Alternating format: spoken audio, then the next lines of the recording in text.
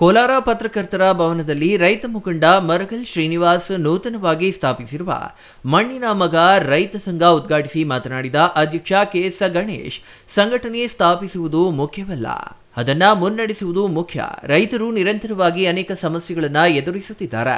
ಸರ್ಕಾರಗಳು ಅಭಿವೃದ್ಧಿಯ ಹೆಸರಿನಲ್ಲಿ ರೈತರ ಭೂಮಿಯನ್ನ ಕಬಳಿಸುತ್ತಿದ್ದಾರೆ. ಭೂಮಿ ಕೊಟ್ಟ ರೈತನಿಗೆ ಯಾವುದೇ ಸೂಕ್ತ ಪರಿಹಾರ ನೀಡುತ್ತಿಲ್ಲ. ರೈತರ ಮಕ್ಕಳಿಗೆ ಖಾಯಂ ಉದ್ಯೋಗ ನೀಡುವಲ್ಲಿ ಕಾರ್ಖಾನೆಗಳು ಮೀನಾಮೇಷ ಎಣಿಸುತ್ತಿವೆ. ಸ್ಥಳೀಯ ರೈತರ ಮಕ್ಕಳನ್ನ ಉದ್ಯೋಗದಲ್ಲಿ ಇರಿಸಿಕೊಂಡರೆ ಸ್ಥಳೀಯವಾಗಿ ಸಮಸ್ಯೆಗಳು ಹೆಚ್ಚು ಎಂಬ ಕಾರಣಕ್ಕೆ ಹೊರ ರಾಜ್ಯದವರಿಗೆ ಹೆಚ್ಚಿನ ಒತ್ತು ನೀಡಿ ಸ್ಥಳೀಯ ಯುವಕ ಯುವತಿಯರಿಗೆ ಅವಕಾಶ ವಂಚಿತರನ್ನಾಗಿ ಮಾಡುತ್ತಿದ್ದು, ಎಲ್ಲ ಸಮಸ್ಯೆಗಳ ವಿರುದ್ಧ ಮಣ್ಣಿನ ಮಗ ರೈತ ಸಂಘ ಹೋರಾಟಗಳನ್ನ ಮಾಡಬೇಕೆಂದು ಕರೆ ನೀಡಿದ್ದಾರೆ. ಯಾರು ಕೊಡ್ತಾರೆ, ಏನು ಎಲಿಜಿಬಿಲಿಟಿ, ಇವ್ಯಾವುದು ಕೂಡ ಅವರು ಪ್ರಕಟಣೆ ಮಾಡಲ್ಲ. ಅವ್ರು ಬೇಕಾದವ್ರನ್ನ ಕರ್ಕೊಂಡ್ಬಂದು ಬೇಕಾದಕ್ಕೆ ಸಂಬಳ ಕೊಟ್ಟು ಬೇಕಾದವ್ರು ಮುಗಿಸ್ಕೊಳ್ತಾ ಇದ್ದಾರೆ. ಅದನ್ನು ಲೋಕಲ್ ಅವ್ರಿಗೆ ಕೆಲಸ ಕೊಟ್ರೆ ರಾಜೇಂದ್ರ ಅಂತವರು, ನಾರಾಯಣಸ್ವಾಮಿ ಅಂತವರು ಎತ್ಕೊಳ್ತಾರೆ, ಇದಕ್ಕೆ ಸಂಬಳ ಜಾಸ್ತಿ ಕೇಳ್ತಾರೆ, ಬೇರೆ ಬೇರೆ ಕಾಯ್ದೆಗಳನ್ನ ಕೇಳ್ತಾರೆ, ಬೇರೆ ಬೇರೆ ಸೌಲಭ್ಯಗಳನ್ನ ಕೇಳ್ತಾರೆ, ಆರೋಗ್ಯ ಭತ್ಯೆ ಕೇಳ್ತಾರೆ, ಇನ್ನೊಂದು ಭತ್ಯೆ ಕೇಳ್ತಾರೆ ಅಂದ್ಬಿಟ್ಟು ಲೋಕಲ್ ಅಲ್ಲಿರೋರಿಗೆ ಯಾರಿಗೂ ಕೆಲಸಗಳನ್ನ ಕೊಡ್ತಾ ಇಲ್ಲ.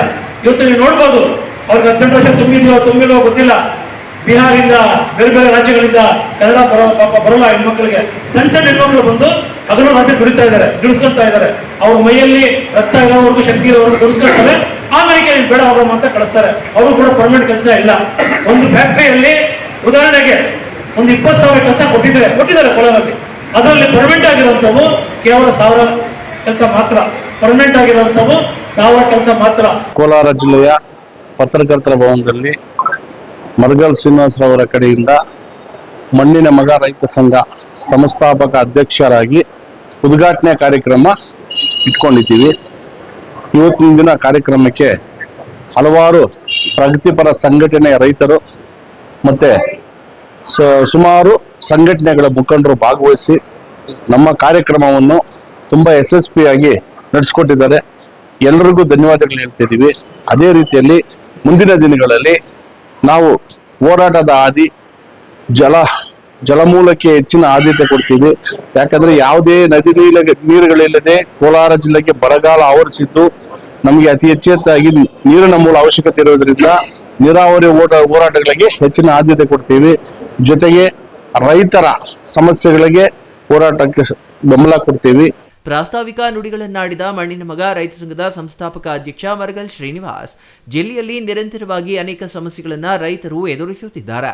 ಜಿಲ್ಲೆಗೆ ಶಾಶ್ವತ ನೀರಾವರಿ, ಕಳಪೆ ರಸಗೊಬ್ಬರ, ಮಾವಿಗೆ ಬೆಂಬಲ ಬೆಲೆ, ಹಾಲಿನ ದರ ಹೆಚ್ಚಳ, ಅತಿವೃಷ್ಟಿ ಅನಾವೃಷ್ಟಿ ಸಂದರ್ಭದಲ್ಲಿ ಬೆಳೆ ನಾಶ, ಭೂಮಿ ಕಳೆದುಕೊಂಡ ರೈತರು ಸೇರಿದಂತೆ ರೈತರ ಸಮಸ್ಯೆಗಳಿಗೆ ಸ್ಪಂದಿಸುವ ಮೂಲಕ ಸರ್ಕಾರದ ವಿರುದ್ಧ ಮುಂದಿನ ದಿನಗಳಲ್ಲಿ ಹೋರಾಟ ಮಾಡಲು ಮಣ್ಣಿನ ಮಗ ಸಂಘಟನೆ ಸದಾ ಸಿದ್ಧ ಎಂದರು.